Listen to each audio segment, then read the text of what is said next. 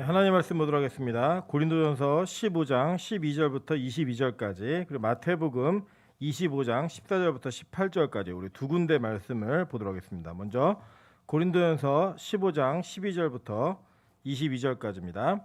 신약성경 제가 가진 성경은 282페이지에 있습니다.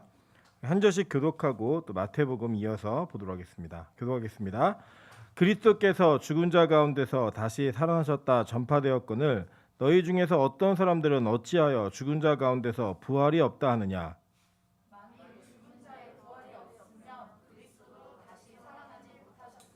그리스도께서 만일 다시 살아나지 못하셨으면 우리가 전파하는 것도 헛것이요 또 너희의 믿음도 헛것이며 또 우리가 하나님의 거짓 증인으로 발견되리니 우리가 하나님이 그리스도를 다시 살리셨다고 증언하였음이라.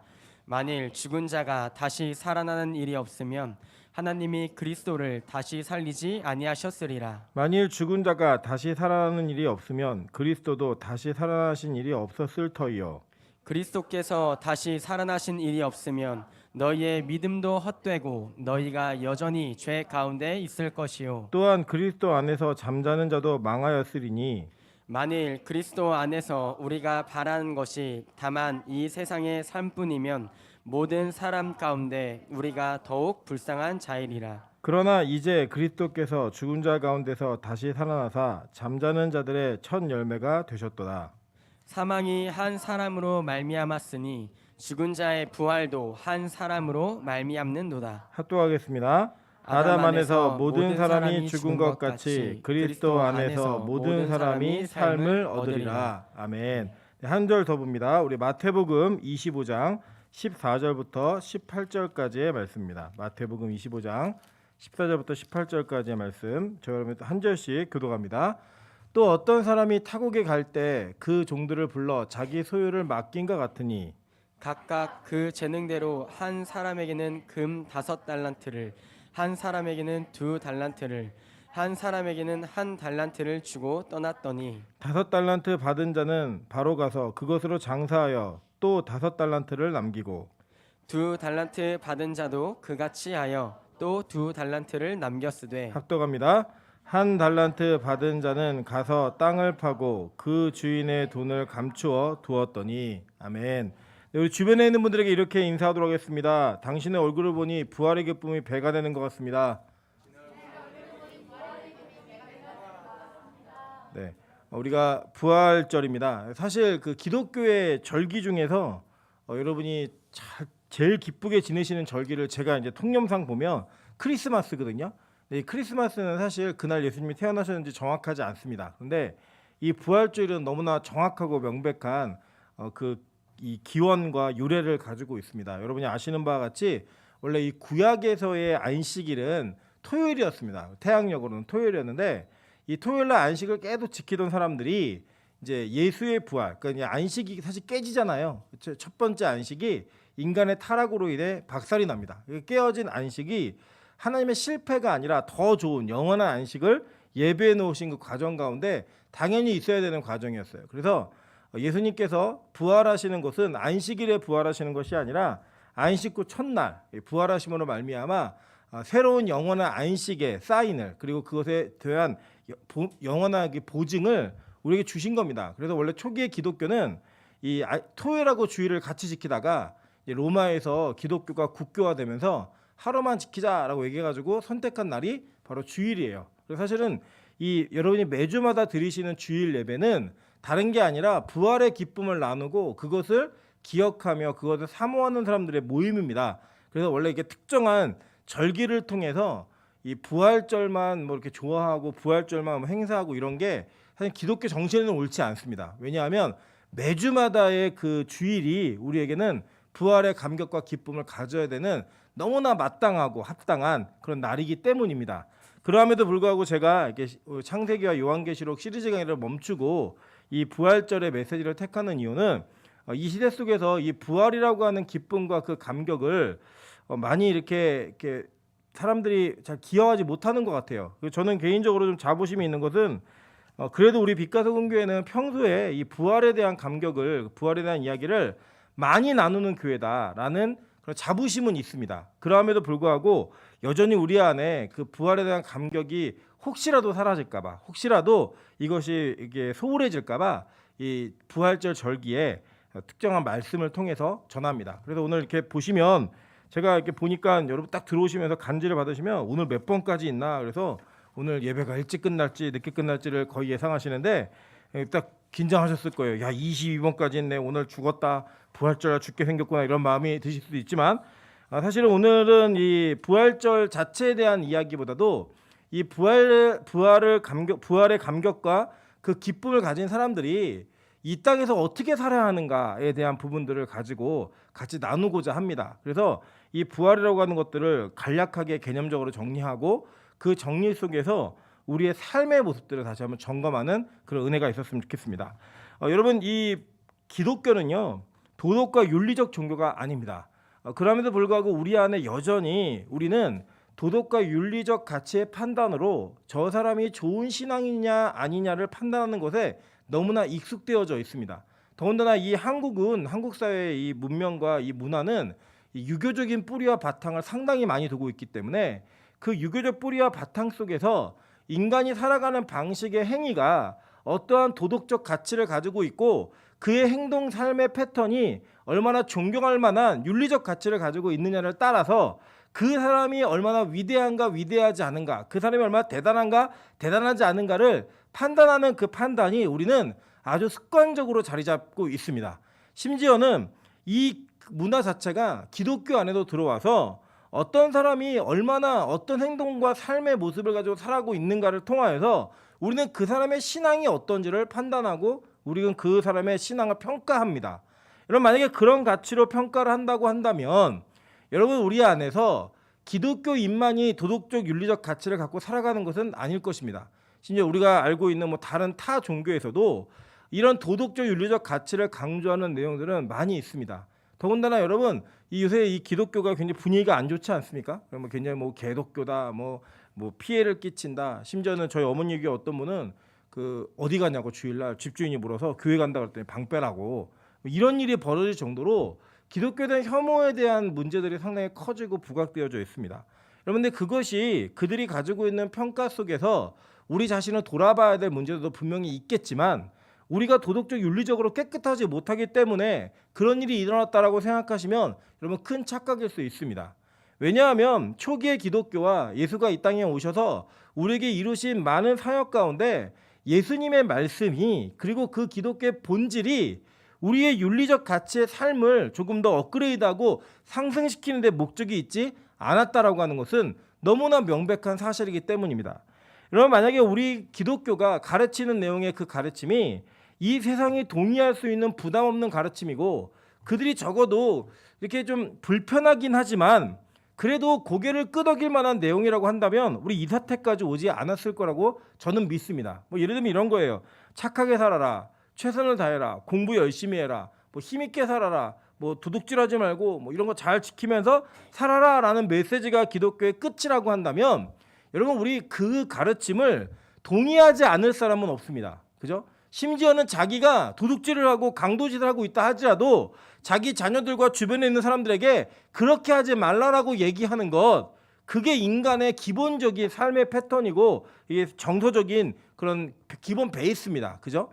그런데 기독교는 그것도 얘기하고 있지만 그 얘기하는 도덕적 윤리적 삶의 가치는 시대별로도 다르고 또 그것 자체가 목적이 아니라 하나님의 목적이 이루어진 사람들에게 당연히 수반되어지는 필수적인 요소이지 그것 자체가 목적이 아니라고 가르치고 있다라는 거예요. 여러분, 이게 뭘 얘기하는 거 이런 겁니다. 우리가 이 땅을 살면서 전도할 때 만약에 뭐 교회 오면 뭐 좋은 사람들 만날 수 있습니다. 교회 오면 여러분의 삶이 풍성해지고 건강해지고 뭐 승진도 하고 좋은 일이 많이 있습니다라고 하는 메시지로만 기독교의 복음을 전한다라고 한다면 그거 싫어할 사람이 어디 있겠어요? 제가 전도를 해보니까 마지막에 복음을 받지 않는 사람조차도 제가 선생님을 위해서 축복해드리고 싶습니다라고 얘기하면 10명 중에 8명은 그 기도를 받아요. 그 기도를 받더라니까요. 내가 기독교를 받아들이지 않고 예수를 믿진 않지만 나를 축복해준다라고 얘기하니까 그 기도를 받겠다라고 동의를 해줍니다. 여러분, 인간은 그렇다라는 거예요. 만약에 우리 기독교의 본질이 그렇다고 한다면 우리는 이렇게 수많은 오해와 수많은 핍박과 피 흘림 속에 교회를 세워오지 않았을 거라는 거예요. 그럼 여러분 오늘 부활절입니다. 이 부활절은요, 여러분이 믿고 있는 여러분의 상식 속에서 절대로 동의할 수 없는, 여러분의 이성으로는 절대로 합리적으로 여러분이 동의되어져 고백할 수 없는 내용이 바로 이 부활이라는 거예요. 여러분, 기독교의 본질 가장 핵심적인 요소는요, 우리 이성으로 동의할 수 없는 내용들의 태반입니다. 십자가의 죽음이 나의 죽음을 대속하는 죽음이었다라고 하는 걸 어떻게 믿어요? 여러분, 2000년 전에 우리 그렇게 죽은 예수가 3일 만에 다시 살아나서 하늘로 들려 올려져 가서 다시 오실 그 예수를 기다리고 있다라고 하는 여러분의 그 신앙의 고백이 여러분의 진짜 이성으로부터 동의가 된 거라고 한다면 여러분 정신 나간 사람들입니다. 여러분에게 진짜 그것을 이성적인 동의가 되어서 야, 이거 참 합리적이고 과학적이고 실제적이다 라고 하는 확신 속에 여러분이 믿음을 동의했다? 여러분은 정신세계가 좀 이상한 사람들일 것입니다. 복음은요, 본질적으로 우리의 이성으로 동의할 수 없는 내용의 진리로 가득 차 있습니다. 이 일전에 뭐 저에게 그런 질문하더라고요. 삼위일체를 설명해 달래요. 삼위일체를 설명할 수 있습니까? 제가 확신껏 얘기하는데요, 삼위일체를 설명해서 여러분의 지성으로 동의가 되는 모든 설명은 다 이단적 설명입니다. 여러분 가끔 그런 내용 들어보셨죠? 뭐 이런 거, 뭐 아빠가 집에서는 아버지인데 할머니한테 가면 아들이고 회사 가면 부장이고 이래서 그 삼위일체가 이렇게 되는 거다라고 얘기하는 거 양태론적 이단입니다. 물이 있는데 뭐 그 얼면 얼음이고 그냥 있으면 그냥 액체고 막 열이 올라가면 기체고 이렇게 해서 하나님을 설명한다. 이것도 역시 이단이에요. 모든 시도, 인간의 이성으로 동의할 수 있는 모든 시도는 다 이단이었다라고 성경은 얘기하고 있고 기독교 역사가 증명하고 있습니다. 그러면 삼위일체는 어떻게 하는 거냐? 그냥 믿는 거예요. 그냥 말이 안 되는 모순인데 믿는 거예요. 성부와 성자와 성령이 계시고 그 세 분이 한 하나님이다. 이 말이 됩니까? 요새도 어떤 분이 거짓말을 자꾸 하고 말이 안 되는 거짓말을 하고 있는 그런 모습들을 보면서 우리 이성으로 느끼도 야, 저건 말이 안 된다 있잖아요.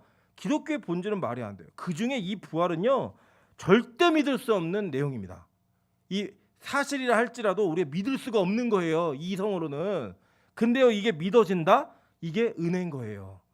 이게 복인 거예요, 여러분.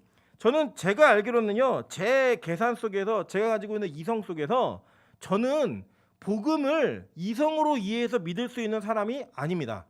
저희 아내라도 저랑 자꾸 대화 나누는 것 중에 하나는 뭐냐면, 저희 아내는 뭐 어떤 이게 막 특징적인 사건만 딱 일어나도 마음의 감동이 막 울어요. 저희 아내가 맨날 우는 그 울음은 감격 속에 나오는 게 아니라 그냥 울어요, 맨날. 나뭇잎이 떨어져도 울고 되게 감동적인 사람이에요. 반면에 저는 그냥 이성적인 사람입니다. 그래갖고 저는 이게 글 쓰는 거, 뭐 논리적인 관계 파악 이런 거 되게 좋아해요.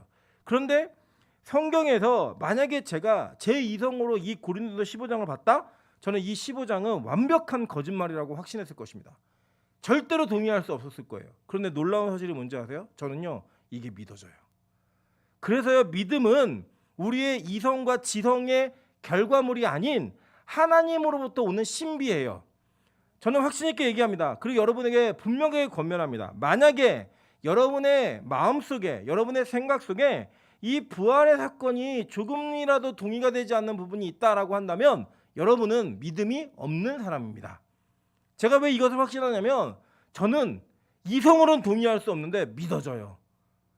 제 이성으로 절대 합리성이 없다라고 판단이 드는데 이게 믿어져요. 여러분, 이게 바로 하나님이 주신 신비라는 거예요. 그것이 바로 믿음의 결정체이고 여러분에게 주시는 하나님의 큰 감격임을 기억하셔야 된다는 거예요. 오늘 이 부활절에 저는 여러분에게 한 가지를 도전하고 싶습니다. 만약에 여러분이 부활절을 그냥 종교적 의례 행사, 계란 먹는 날인데 뭐 코로나 때문에 못 먹고 있다, 뭐 성찬하는 날인데 코로나 때문에 안 되고 있다라고 하는 것에 대한 아쉬움만 있다라고 한다면 여러분 믿음 없는 분입니다. 여러분의 삶과 행동으로 평가하는 게 아니고요, 여러분이 가지고 있는 그 믿음 속에 반드시 있어야 될 영적 동의, 여러분의 지성과 이성을 모두 다 동원해도 믿어지지 않지만 원인을 알 수 없는 하나님의 은혜로 말미암아 동의되어지는, 전인격적으로 동의가 되어지는 그 팩트, 절대 뺄 수 없는 이 부활은 여러분의 믿음을 판별하는데 아주 중요한 판별식일 거예요. 여러분, 이것이 동의가 되지 않는 분들에게 다시 한번 권면합니다. 여러분 복음을 다시 알아야 합니다. 그리고 주님의 은혜를 다시 구해야 합니다. 여러분이 어떤 직분을 가졌건, 여러분이 어떤 신앙생활 여정이 있었건, 어떠한 여러분의 삶의 간증이 있었건 간에 이 부활의 사건이 여러분에게 영적 동의가 되지 않는다라고 한다면, 전인격적 동의가 되지 않는다라고 한다면 여러분 믿음 없는 분이에요. 여러분 이거 굉장히 심각한 사실입니다. 왜냐하면요, 우리의 그 구원의 목적, 그러니까 우리가 예수를 믿는 최종적 목적은 이 부활에 있어요. 부활에. 많은 기독교인들이, 그리고 많은 그리스도인들이 이 그 고난 주간, 그 예수님의 십자가 이런 거 되게 많이 감격적으로 받아들여요. 그러니까 우리 영화를 보면 뭐 패션 오브 크라이스트 막 이런 거 보면 우시잖아요. 막 예수님 맞는 장면 보면서. 여러분 그것이 여러분의 믿음이라고 생각하면 큰 착각입니다. 성경은요, 그 십자가의 죽음이 완전함으로 종결되지 않아요. 그 십자가는 예수의 부활 사건과 뗄래야 뗄 수 없는 패키지와 같은 겁니다. 여러분 마트 가서 물건 샀는데 1+1인데 안 붙어 있으면 여러분 어떻게 하시겠어요? 우리 편의점에서도 뭐 딱 찍었는데 2+1, 1+1 상품입니다. 그러면 뭐 하세요? 가서 갖고 오시죠, 그죠? 그거 나 필요 없다고 놓고 가는 사람 없습니다. 여러분 십자가와 부활은 뗄래야 뗄 수 없는 1+1의 패키지예요. 그런데 우리는 이 십자가는 굉장히 뭐 그것을 이해하고 그것을 기억하고 하는 거는 기독교인인 것 같은 그 느낌을 받게 해요. 저희 아내도 저한테 안 그러더니 생일 선물 하나 사달라 그래서 뭘 사줘 그랬더니 십자가 목걸이 사달래요. 십자가 목걸이를 사서 자기가 그리스도인인 거를 딱 증명하고 싶대요. 예수님이 십자가를 매라 하지 않고 지라 하셨으니까 뒤로 하고 다녀야지 앞에다 하고 다니는 거 옳지 않다, 이런 마음을 제가 가졌는데, 여러분 그 십자가만 가지고 있는 게 기독교인을 증명하는 내용이 아니라 그 십자가가 부활과 연결되어진 사건이고 그 부활까지 가야지만 십자가에 대한 온전한 이해가 있는 거예요.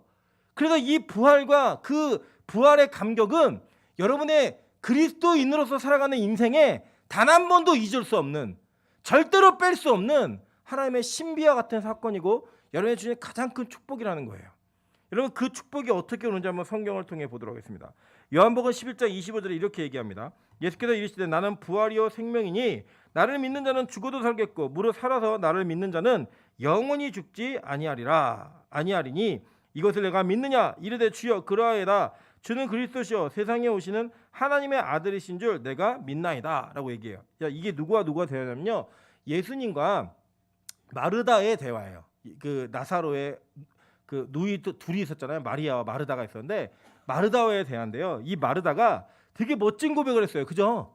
이 멋진 고백인데 사실 이거 믿은 거 아니에요. 왜냐하면 예수님이 그 뒤에 무덤 열라 하니까 오빠 죽은 지 사흘이나 지났습니다 했더니 내가 믿으면 본다 그랬지, 이 얘기를 예수님이 하시면서 징책하시는 장면이 나오거든요.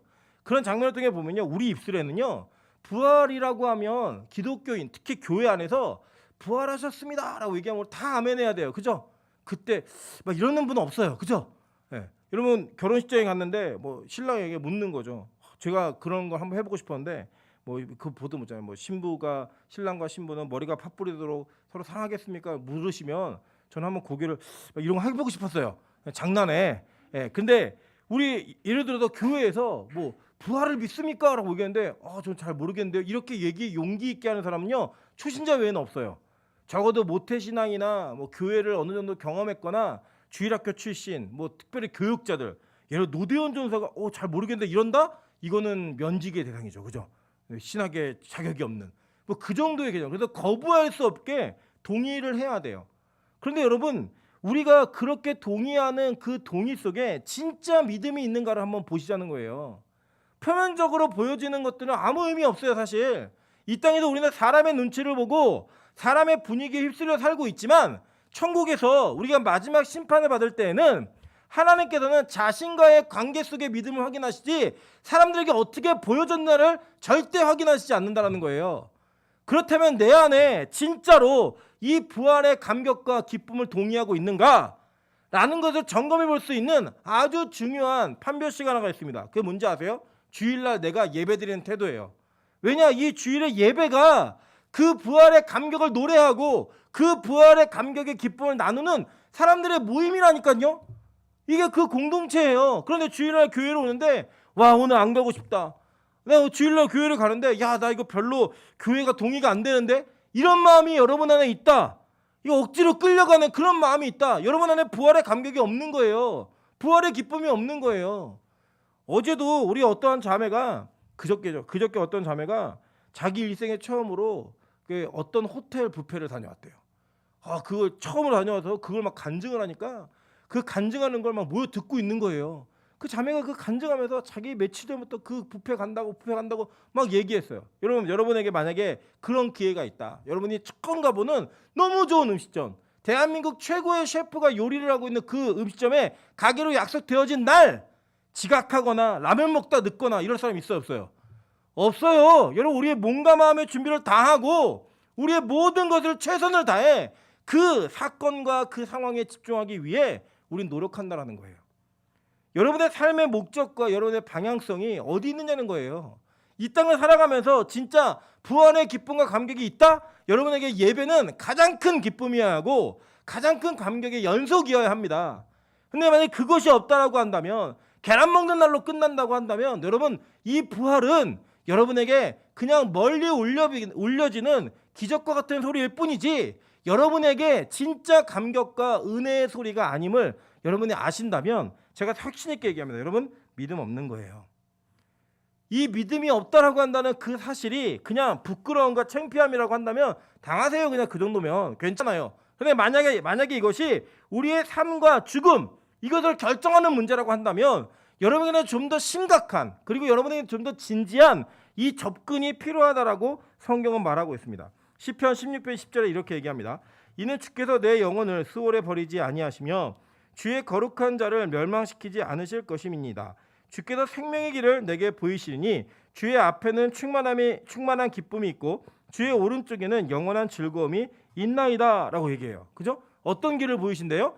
생명의 길. 그러면 이 길이 아닌 길은, 다른 길은 뭐예요?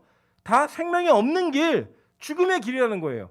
즉 유일한 생명의 길인 이 부활의 사건과 이 부활의 기쁨은 여러분에게 그 일생의 어떤 것과도 바꿀 수 없는 은혜여야 한다라는 거예요.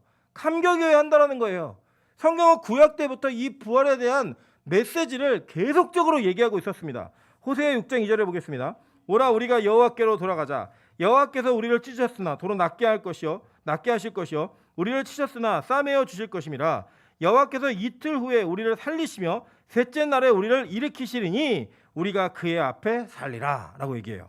여러분, 그래서요, 우리 보통은 이게 부활하셨다 얘기하고 저도 그렇게 표현을 자주 하는데, 원래 성경적 원어 그대로를 얘기하면요, 성경에는 한 번도 예수님께서 부활하셨다라고 기록되어 있지 않습니다. 성경은 예수님께서 부활되셨다라고 기록되어 있어요. 그러니까 즉 주체가 예수님 스스로 부활하신 것이 아니라 하나님에 의해서 부활했다라고 하는 수동태로 쓰여져 있어요. 다, 모든 게. 그래서 부활은 되신 거예요. 원래 그 직역으로 그대로 잘 표현하자면 부활되셨네 이게 맞아요. 예. 사셨네가 아니라 살게 되셨네, 이렇게 수동태로 표현하는 게 맞습니다. 근데 하나님께서 우리를 그렇게 살리신다라는 거예요. 이렇게 보시면 돼요. 그냥 쉽게 정리해서 이런 겁니다. 예수님은 우리 100% 신이기도 하지만 100% 인간이세요. 그래서 이 100% 신이기도 하고 100% 인간, 이게 말이 안 되죠. 믿는 거예요. 이거는 설명해달라고 얘기하지 마세요. 설명 못해요. 그냥 설명하려고 시도하는 순간 이단이 되는 거예요. 그건 왜냐하면 이성의 종교가 아니기 때문에. 우리가 예수님은 100% 인간이고 100% 신이세요. 그런데 우리가 100% 인간인 그 예수가 이 땅에 오셔서 우리의 죄를 다 지고 원래 죄의 대가인 사망으로 들어가셨어요. 그 들어간 사망의 자리에서 하나님으로부터 말미암아 시작되어진 부활의 능력이 그 예수를 살리신 거예요. 그래서 그 100% 인간이었던 예수가 살아난 사건을 통하여 첫 열매 되신 그 예수 그리스도의 열매를 보고 우리 죄인, 죽어야 되는 죄인이고 죽은 죄인이고 죽을 수밖에 없는, 모두가 죽음이라고 하는 그 과정을 겪어야만 하는 그 죄인들에게 희망과 생명의 소망을 주는 거예요. 아, 예수가 살았으니까, 인간인 예수가 살았으니까 나도 살 수 있겠구나. 여러분, 진주만이라는 영화 보신 적 있습니까? 되게 긴 영화죠. 그런 영화 좀 보세요. 맨날 때리고 부수고 이런 것만 보지 마시고, 그리고 역사적인 이 내용이 있는 영화를 보시면, 이 진주만의 영화에서 갑자기 일본군에게 미국의 함대가 폭격을 받습니다. 그 폭격을 받아갖고 비행기가 뜰 수 있는 활주로가 많이 끊어졌어요. 짧아졌어요. 원래보다. 그런데 이 활주로에서 비행기를 못 띄우고 있을 때 주인공이 비행기를 띄워요. 열심히 노력하고 비행기를 확 띄웁니다. 그랬더니 그 주변에 있는 모든 사람들이 용기를 가지고 비행기를 다 같이 띄우는 거예요. 그리고 그 전쟁을 하는 내용들이 기록되어 있는 걸 보게 됩니다. 모두가 다 생각했어요. 아, 비행기 못 띄운다. 비행기 뜰 수 없다. 그랬는데 한 사람이 그 비행기를 띄우자마자 많은 이들이 같이 그 비행기를 띄우더라는 거예요. 마찬가지입니다, 여러분. 우리 보통 보면 마라톤 선수들 이렇게 막 있으면 2분 10초, 2시간 10분 못 깬다 그랬어요. 과학적으로 깰 수 없다. 그런데 한 사람이 넘고 나니까요, 그 기록을 다 따라 넘어요. 인간 세계에도 그런 일이 있다고요.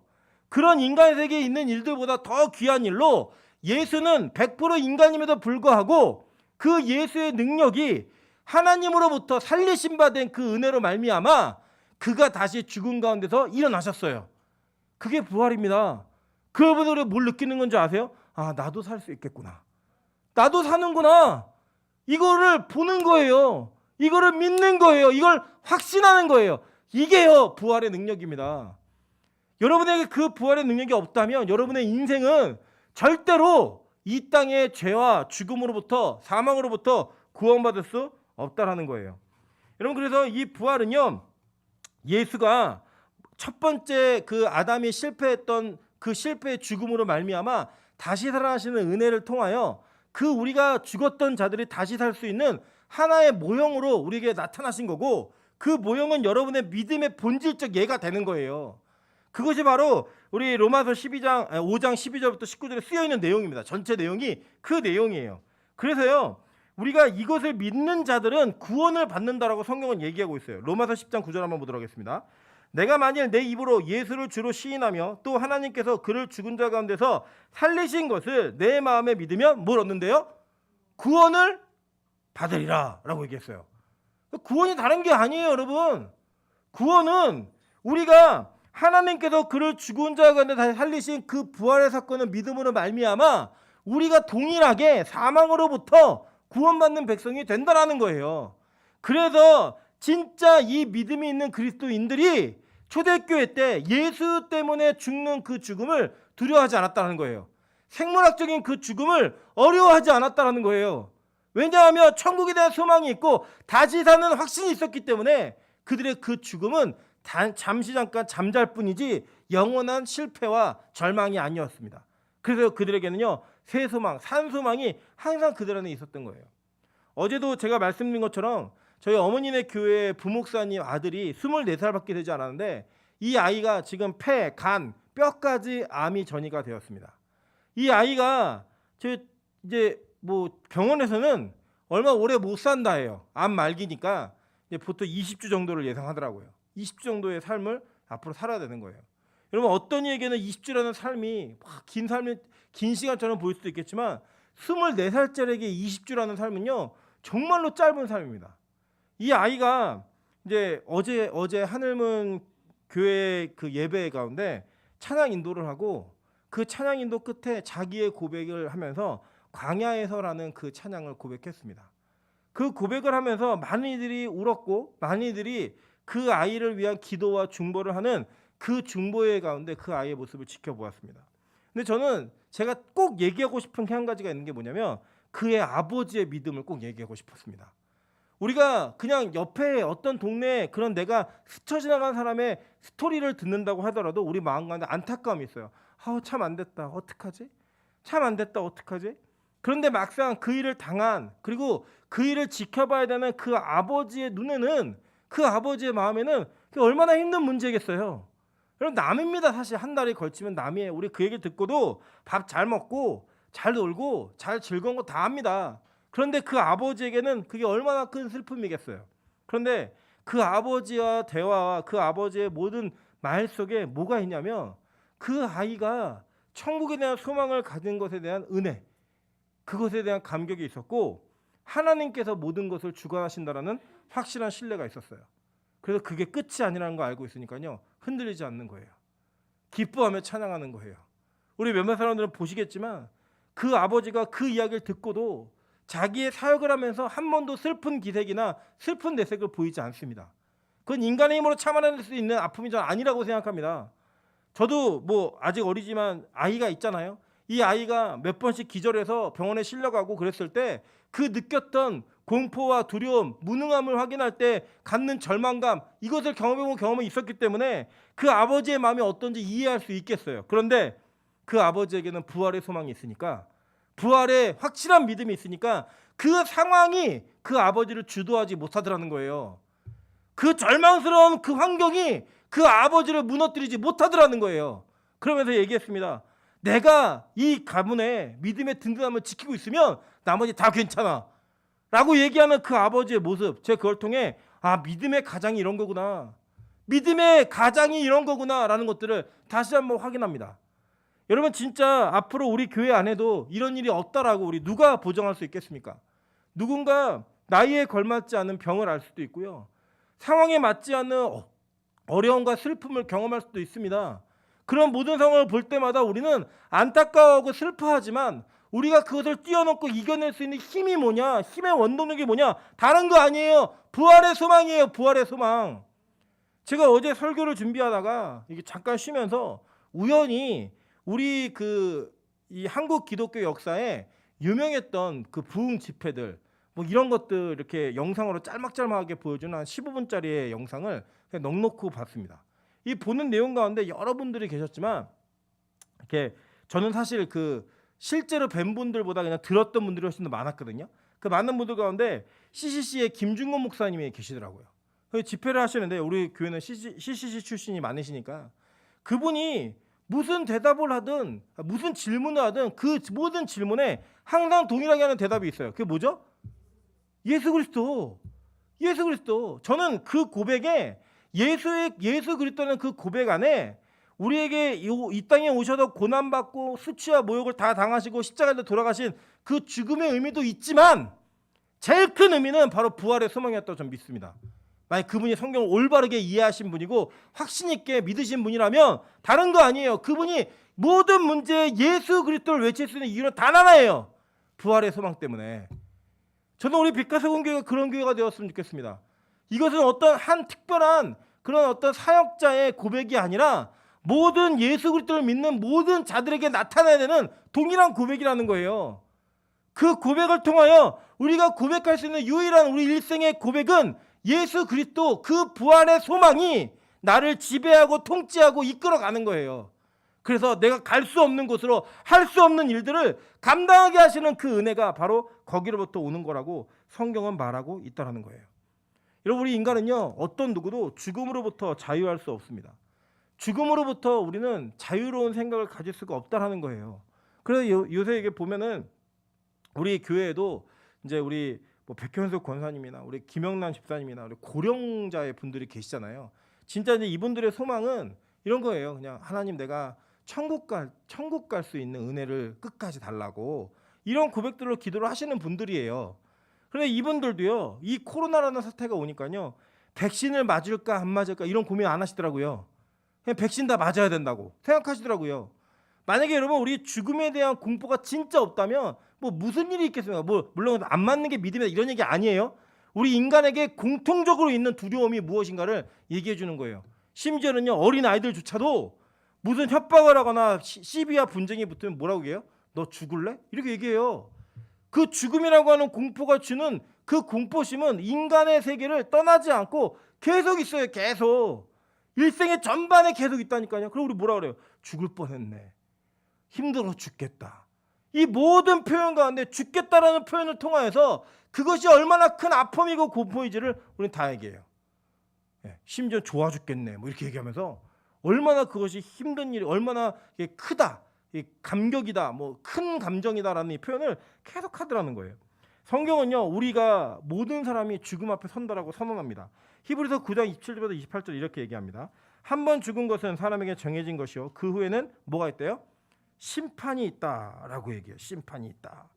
여러분, 오늘 저는 이 심판에 대한 이야기를 조금 하고자 합니다. 왜냐하면요, 다시 살아나는 것이 목적이라면 여러분 예수님 안 믿으셔도 됩니다.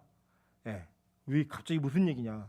성경은 어떻게 얘기하냐면요, 믿는 자도 부활하지만 믿지 않는 자도 부활한다라고 분명히 말했어요.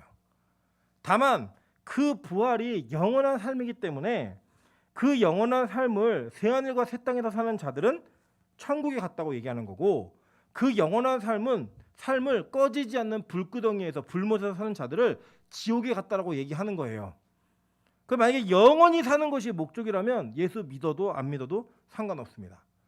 그런데 여러분, 다시 사는 그 삶의 영원한 삶은 여러분의 심판을 통하여 여러분이 영생을 얻을 것인지 영원한 죽음을 경험하게 될 것인지를 말하고 있는 거예요. 여러분, 이 영원이라고 하는 단어가 우리는 보통 이렇게 이해하시잖아요. 뭐 영원히 사랑해, 그러면 이제 시간의 끝이 없는 이런 것들을 보통 얘기하시잖아요. 이 그 유대인들에게 있어서 영원이라는 단어는 시간의 개념이 없어진 개념입니다. 시간을 아예 탈출하는 개념인 거예요. 그러니까 그 영원이라고 하는 그것 자체는 우리가 이게 끝도 없는 이렇게 가늠하는 것이 아니라 그 가늠을 넘어선 더 영원한 무한한 이런 세계를 얘기하는 거예요. 근데 그 세계를 어떻게 사냐면요, 어떤 이들은 새하늘과 새 땅에서 영원한 기쁨을 누리며 사는데 어떤 이들은 사라지지 않는 죽음과 아픔과 공포를 통하여 그 영원한 삶을 살게 된다라고 성경은 말하고 있는 겁니다. 그런데 그것이 어떻게 판단되어지는가? 우리는 이 부활이라고 하는 개념 속에서 얘기하고 있지만 그 부활에 대한 개념이 어떻게 우리 인간 세계에서 드러나고 있는가는 성경은 분명히 얘기해 줍니다. 저는 오늘 그것을 마태복음 25장에서 풀어가려고 합니다. 이 마태복음 25장에 보시면 달란트 비유를 예수님께서 가르치시는데 이 가르치시는 비유에는 세 명의 사람이 등장합니다. 그죠? 주인을 빼고 주인까지 하면 4명이죠. 4명의 사람이 등장하는데 첫째는 주인이 등장을 합니다. 그죠? 주인이 누구예요? 예수님이에요. 뭐 다른 거 길게 생각하지 않으셔도 돼요. 이 예수님인데 이 예수님이 어떤 사람이라고 비유가 되면서 타국에 갈 때 그 종들을 불러 자기 소유를 맡긴 것 같으니라고 얘기해요. 그러니까 자기 소유를 맡겼다라는 거예요. 그런데 이 그 15절에 보시면 아주 특별한 얘기를 해요. 뭐라고 얘기냐면 각각 그 재능대로라고 얘기해요. 재능대로. 이 재능이라는 헬라어가 디나미스라는 단어인데 선천적인 힘, 선천적인 능력이에요. 그러니까 선천적으로 타고난 능력과 힘이 있다라는 거예요. 그 타고난 힘이 있어서 우리 어떤 사람은 노래를 잘하는 사람이 있고 어떤 사람은 뭐 글을 잘 쓰는 사람이 있고 어떤 사람은 그림을 잘 그리는 사람이 있고 다 각자 자기 재능들이 있어요. 그 재능대로 이 자기의 소유를 맡긴 거예요. 그러니까 여러분 이것은 너무나 합당하고 너무나 합리적인 판단인 거죠. 그죠? 근데 어떻게 맡겼냐면 어떤 사람에게는 금 5달란트를, 어떤 사람에게는 2달란트를, 어떤 사람에게는 1달란트를 남겨서 이 종의 능력에 맞추어서 주인이 자기의 재산을 나눠줬습니다. 이 결론적인 얘기 이거죠. 다 아시는 얘기지만 5달란트 받은 사람은 5달란트를 남겼고 2달란트를 받은 사람은 2달란트를 남겼습니다. 근데 이 1달란트 받은 사람은 어떻게 했죠? 이 1달란트를 땅에다 묻었어요. 묻어놓고 주인이 와서 이 셈을 할 때 내 1달란트 묻어놨습니다라는 얘기를 해요. 그런데 이 말을 할 때 아주 그 주인을 이렇게 자기가 어떻게 평가했는지를 정확하게 보여주고 있는 그 말을 합니다. 24절에 이렇게 얘기해요. 1달란트 받았던 자는 와서 이르되 주인이여 당신은 굳은 사람이라 심지 않은 데서 거두고 해치지 않은 데서 모으는 줄을 내가 알았으므로 두려워하여 나가서 당신의 달란트를 땅에 감추어 두었었나이다. 보소서 당신의 것을 가지셨나이다 라고 얘기합니다. 그러니까 이미 이 1달란트 받았던 종은요 자기 주인에게 불만이 있었어요. 어떤 불만이냐? 당신은 굳은 사람, 이 굳은 사람이라는 뜻이요 이 스클레로스라는 단어인데 이게 뻣뻣한, 거친, 뭐 완강한 뭐 이런 얘기들이에요.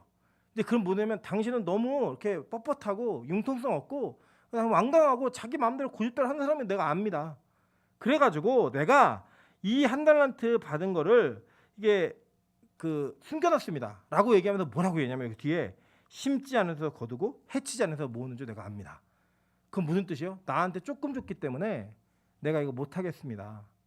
나한테 조금 맡겼기 때문에 당신은 막 그렇게 거치고 판단력이 없고 거치고 이런 사람이라서 나한테 조금 맡겼기 때문에 내가 조금밖에 못 남기고 뭐 자기 이거 많은 것을 바랄까봐 내가 이거 상할까봐 다 묻어놨습니다라고 얘기했어요.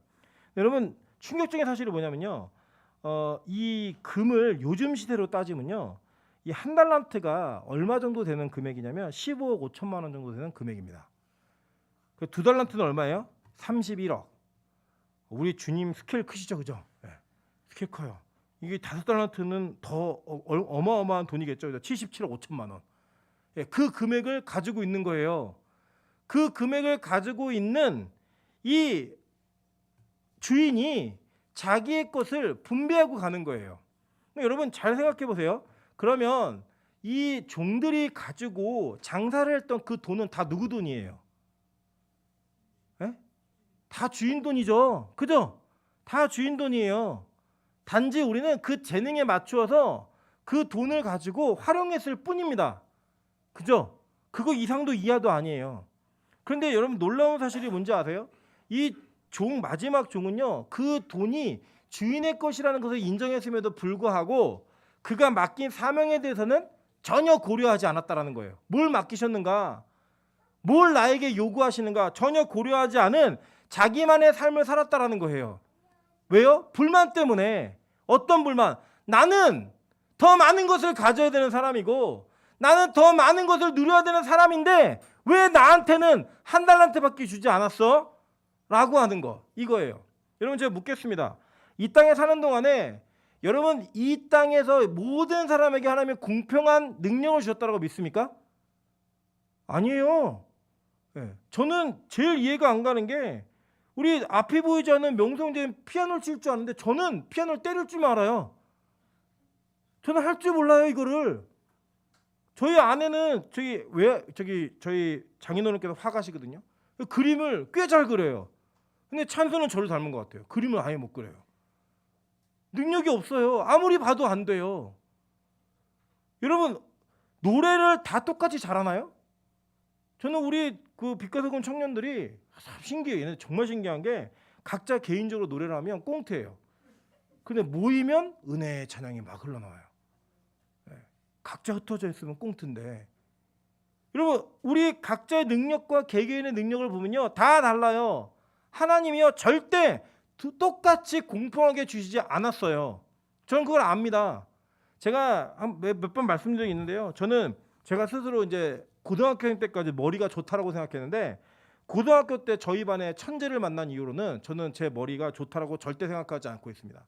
어떤 천재였느냐? 걔는 학교 오면은 맨날 잠자요. 0교시부터 맨날 자고 언제만 깨 있냐면 밥 먹는 시간하고 체육하는 시간만 깨 있어요. 그랬던 친구가 자고 있는데 선생님이 무슨 이렇게 수학 시간에 그런 거 하시잖아요. 오늘 뭐 3일이니까 3번, 13번, 23번, 33번 너 문제 풀어 얘기하잖아요. 그러다 나가가지고 뭐 미적분, 함수 이런 걸 쭉 쳐다보고 있다가 답만 쓰고 들어가요. 그게 다 맞아요 그게. 심지어는 외국을 한 번도 가본 적이 없는데 영어 읽어봐 그러면 네이티브 스피커처럼 그냥 그대로 영어를 다 합니다. 근데 걔 잠만 자요. 걔네 부모님이 둘 다 교수님인데 학교 와서 상담한 내용이 뭐냐면 애가 집에서 너무 잠을 자갖고 힘들다고.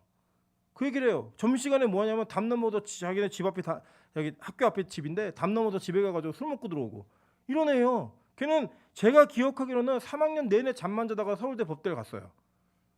제가 그걸 보면서 야 사람이 아무리 노력해도 따라갈 수 없는 사람이 있구나. 아무리 열심히 하더라도 따라갈 수 없는 사람이 있구나라는 걸 저는 그때 확인하고 알았어요. 여러분 근데요. 하나님께서는 각자 사람들에게 다른 능력을 주셨지만 그 다른 능력을 주신 사람들을 동일하게 평가했다라는 거예요. 여러분 보세요.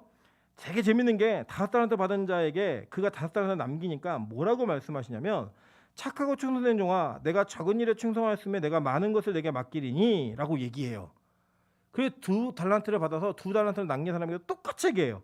착하고 충성된 종아 내가 적은 일에 충성하였음에 내가 많은 것을 내게 맡기리니 내 주인의 즐거움에 참여할지어다. 동일하게 칭찬하세요. 좀 더 줄게.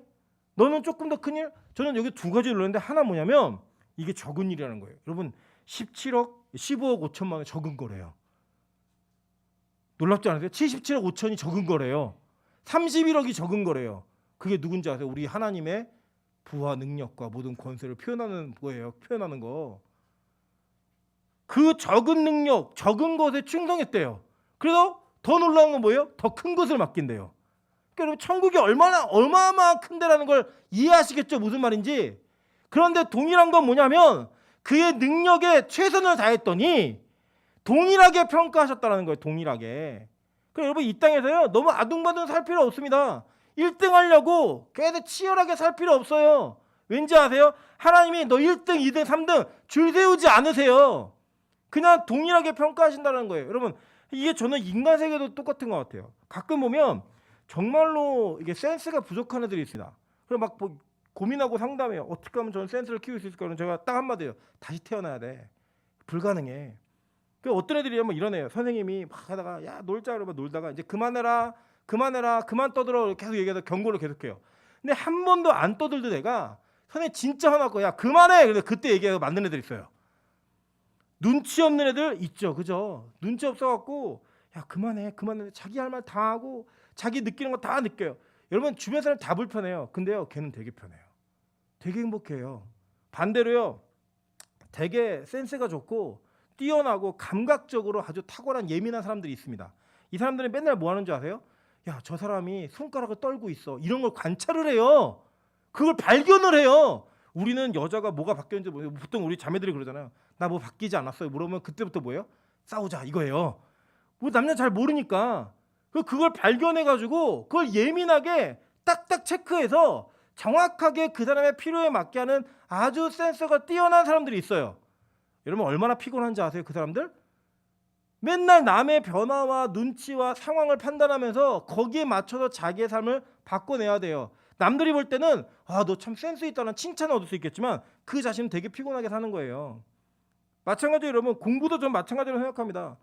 이렇게 이런 미적분의 수학 문제가 딱 던져졌어요. 근데 이걸 풀 수 있는 그래도 풀 수 있을 가능성이 있을 능력이 여러분에게 있다. 이러면 뭐 해야 돼요? 그때부터 계산하고 시간에 쫓기고 이러면서 막 계산해서 딱 답을 쓴 게 혹시라도 내가 틀리지 않았는가라는 불안감에 휩싸여야 돼요. 아예 미적분을 풀 수 없는 애들은 뭐예요? 연필 굴려요. 그냥 찍어놓고 이게 틀리지 맞지? 계산 잘못했어. 이런 거 고민 안 해요. 그냥 야 운 좋으면 맞겠고 틀리면 틀리겠고 이런 마음으로 있는 거예요. 맞으면 기분 좋고 틀려도 어쩔 수 없지 이러면 사는 거예요. 그냥 하나님은요 우리 인간 세계에서 어떤 능력과 어떤 은사가 있다고 해서 특별하게 그 사람이 좋은 게 아니라고요. 저는 그렇게 믿어요. 인생 살아가는 모습이나 삶이 그렇게 다 다르잖아요. 여러분 공부 잘하면 행복하게 사세요? 그 여러분 여기 앉아있는 대부분이 다 불행하셔야죠. 지금 중고등학교 때 전교 1등 2등 다 못하셨으니까 불행해야죠. 근데 여러분 불행하십니까? 아니에요. 여러분 이 땅에서 무능한 것처럼 보이는 그 사람들도요 각자 자기 나름대로 삶이 있다고요. 하나님 인도하시는 이것은 절대 우리 인간 세계에서 경쟁하고 다툴 만한 문제가 아님에도 불구하고 심지어는 그거 다 주인 거예요. 다 주인 건데 여러분 얼마나 웃긴 일인지 아세요? 여러분의 기도 제목을 보시면 다 여러분 것인 것처럼 살아요. 여러분에게 어떠한 직분을 맡기지 않으셨다. 하나님 마음이에요. 여러분의 건강을 주지 않았다. 재산을 주지 않았다. 명예와 지위와 권력을 주지 않았다. 누구 마음이에요? 하나님 마음이고 하나님 결정이에요. 왜요? 다 하나님 거니까. 그런데 우리의 기도 제목을 보면 내 거인 것처럼 구한다고요. 그게 안 오면 마치 내 거 뺏긴 것처럼 섭섭해하고 내게 와야 될 게 안 온 것처럼 여러분 안에 있는 절망과 여러분 안에 있는 슬픔이 가득해서 여러분의 기도 제목을 점검해 보시면 그게 다 드러나잖아요. 그죠? 근데 여러분 명심하세요. 부활은요 믿는 자와 믿지 않는 자 모두가 다 살아나서 심판받는 날이에요. 모두가 다 부활하면 예수님 재림 때 다 부활합니다. 악인도 의인도 다 부활해서 심판받는 날 결산하시는 거예요. 그 결산하실 때 어떤 결론, 어떠한 평가를 받느냐 그것이 여러분이 천국과 지옥을 가는 아주 중요한 잣대가 된다라고 성경은 말하고 있는 거예요. 오늘 이 주인에게 대답한 한 달란트의 대답이 한 달란트 받은 자의 대답이 주인을 불평하고 불만한 내용이었어요. 하나님 나 왜 안 줬어요? 나한테 왜 이거밖에 안 맡겨요? 내가 그래서 열받아갖고 이거 안 쓰고 땅에 묻어놨습니다 라고 얘기해요. 그랬더니요 주인이 이렇게 대답합니다. 그래 네 악하고 게으른 종아 나는 심지도 않은 데서 거두고 해치지 않은 데서 모르는 줄을 네가 알았어? 그랬다면 이 한 달란트 내 걸 가지고 이자라도 받아서 이자라도 내놨어야지. 이에게 한 달란트 받은 거 뺏어서 10달란트 다 줘 라고 말한 다음에 이렇게 얘기합니다. 30절 보면 이 무익한 종을 바깥 어두운 데로 내쫓으라. 거기서 슬피 울며 이를 갈리라 하니라. 이게요 예수님의 비유의 가르침 가운데 지옥 간 모든 사람들에게 동일하게 나타났던 표현이에요. 그러니까 진짜 부활의 감격과 기쁨이 있는 사람은 이 땅에서 자기에게 맡겨진 하나님의 사명을 위해 최선을 다해 열심을 다해 살게 돼 있다는 거예요. 이 땅에서 1등하고 싶고 남을 이기고 싶은 열심이 아니라 그냥 안에서 솟아나는 그 기쁨 때문에 안에서 솟아나는 행복함 때문에 하나님을 열심히 섬기는 그 삶의 모습으로 들어가게 되어 있는 거, 그게 바로 부활을 믿는 자들의 삶의 모습이라고 성경은 표현하고 있고 평가하고 있는 거예요. 저는 오늘 도전합니다. 여기 앉아 계신 대부분의 분들이 부활에 대한 이야기 모르는 분들 거의 없어요. 그게 어떤 의미인지 다 아세요. 자, 그렇다면 다 알고 있는 그 부활이 진짜 여러분 안에 믿음으로 남아있는지를 여러분의 삶의 모습을 통해 한번 보시자는 거예요. 내가 진짜 맡겨진 사명을 위해 최선을 다해 살고 있었는가? 돌아온 걸음 가운데 하나님께서 맡기신 그 5달란트, 2달란트, 1달란트를 최선을 다해 활용하고 주님을 위해 노래하고 있었고 주님을 위해 살고 있었는가? 그렇지 않다면 여러분에게는 마지막 부활의 감격과 동시에 이루어지는 그 심판, 결산의 날을 믿지 않는 반쪽짜리 믿음. 여러분, 믿음에는요 점수가 없어요. 있거나 없거나예요. 그냥 반점짜리 믿음은 뭔지 아세요? 그냥 지옥 가는 거예요. 100점 아니면 빵점. 100점 아니면 빵점의 그 믿음 속에 여러분의 믿음이 50점이라고 안심하시겠어요? 50점도 지옥 가고요. 79점도 지옥 가고 99점도 지옥 가요. 오로지 100점만 하나님 나라에 들어갈 수 있다고 성경은 말했어요. 그렇다면 지금 예수를 믿는다고 얘기하고 있고 부활절날 부활의 감격을 말하고 있는 여러분에게 진짜로 그 부활을 믿고 사는 삶의 모습이 있는지 다시 한번 돌이켜 보시자는 거예요. 주님의 그 결산의 날 하나님께서 그 영원한 심판대 앞에 우리를 세워놓으시고 착하고 충성된 종아라고 말씀하실지 악하고 게으른 종아라고 말씀하실지 여러분 다시 한번 고민해 보시자는 거예요. 이것이 이 부활절에 우리의 부활의 신앙을 점검해야 될 지표라고 저는 믿습니다. 제가 어제 말씀을 준비하면서 새벽까지 계속 말씀하면서 갈등이 있었어요. 고민이. 그래서 실제로 저는 다음 주는 좀 여유가 있습니다. 다음 주에는 설교를 다 준비해놨어요. 이 창세기하고 요한계시록을 다 준비해놓고 여기에서 부활을 얘기해서 전할까? 아니면은 이 부활에 대한 테마를 가지고 오늘 그 부활절에 대한 내용을 가지고 우리 신앙 한번 점검해 볼까? 왜냐하면 지난주에 원로 목사님 오셔서 설교하셨기 때문에 그 시리즈가 끊어지면 여러분 감각이 좀 끊어질까봐 제 안에 많은 고민이 있었습니다. 그 고민 가운데에서 하나님께서 이 말씀을 통해 저를 돌아보게 하셨어요. 저를 돌아보게 하시면서 그래 부활을 이야기하고 가르치고 그 부활을 사람들에게 설명하고 있는 너에게 진짜 부활의 삶이 있니? 라는 질문을 던지셨을 때 요새 참 부끄러움이 있었어요. 내가 진짜 부활이 나의 최고의 기쁨인가? 내가 이 부활의 감격으로 인해 하루하루를 최선을 다해 살고 있는가? 진짜 마지막 심판 때 주님 앞에 설 내 모습을 기대하면서 오늘의 삶을 주님 앞에 열심히 살아가고 있었는가? 이것들을 다 점검해 보니까 여기저기 누수된 곳이 너무 많더라고요. 보수해야 될 곳이 너무나 많더라고요. 제가 여러분에게 이 말씀을 선포하며 같이 독려하고 같이 여러분에게 도전하고 싶은 내용은 이런 겁니다. 여러분, 때로는 우리가 너무나 많이 듣는 말씀에 너무나 의례적으로 습관적으로 해왔던 신앙생활 가운데 여러분의 부활의 감격과 신앙이 그냥 그 습관 속에 젖어들어서 새로움의 감격으로 살아가고 있지 않다면 저는 한 가지 확신 있게 얘기할 수 있어요. 여러분의 삶도 무너져 있을 거예요. 여러분의 삶이 무너졌을 거예요. 그 방향성이 무너졌든지 그 열심, 그 뜨거움 자체가 무너져 있든지 어떤 이들은 하나님 주의 은사 가지고 세상을 위해 살고 있든지 어떤 이들은 하나님 주의 은사 가지고 나태하게 게으르게 살고 있든지 둘 중에 하나일 거예요. 오늘 저는 다시 한번 여러분의 부활의 삶이 부활의 신앙이 삶으로 연결되어지는 은혜가 있기를 소망합니다. 회복되어지는 은혜가 있기를 소망합니다. 진짜 예수의 부활을 믿으십니까? 만약에 그것을 믿으신다면 여러분의 삶에 여러분의 부활을 믿는 삶이 자연스럽게 드러나야 합니다. 그게 복음이에요. 성경이 우리에게 그렇게 가르쳤어요. 학생은요 공부에 불이 붙어야 되는데 그 불이 붙는 이유가 뭐여야 되는지 아세요? 내가 부활의 감격을 갖고 사는 사람이니까. 그러니까 여러분 이런 건 하지 마세요. 내가 열심히 공부하기 위해 예배를 좀 제끼겠습니다. 말도 안 되는 얘기고요. 내가 열심히 내 사명을 위해 장사하기 위해서 예배는 당분간 드리지 않겠습니다. 이것도 말도 안 되는 얘기죠. 내가 내 사명을 최선을 다하기 위해 조금 예배는 늦고 소홀할 수 있습니다. 주님을 향한 감격이 사라질 수 있습니다. 이거 웃기는 얘기예요. 말도 안 되는 얘기예요. 다 자기 거 아니라니까요. 주님 거예요. 주님 거. 그 주님 걸 위해 사는 거예요. 그 주님 걸 위해 최선을 다해 사는 거예요. 여러분의 목적도 분명해야 하고요. 여러분의 그 열심도 분명해야 해요. 그래야지만 여러분의 부활의 삶이 여러분을 지배하는 거예요. 그래서 초대교회 성도들은요, 자신들의 직업을 버리거나 자신들이 가지고 있는 것을 포기하지 않고 최선을 지켰어요. 언제 포기됐는지 아세요? 부활의 신앙이 위협받을 때 포기했어요. 부활의 신앙이 위협받을 때 그것을 포기했지, 그것을 포기하는 삶을 살지 않았어요. 정확히 말합니다. 왜냐하면 바울이 데살로니가 교회 교인들에게 뭐라고 얘기했냐면, 일하기 싫은 자는 먹지도 말게 하라라고 얘기했거든요. 진짜 천국에 대한 소망이 있고 부활에 대한 소망이 있으면 절대로 그렇게 살 수 없다는 거예요. 그 이야기가 저는 오늘 여러분들에게 도전이 되었으면 좋겠습니다.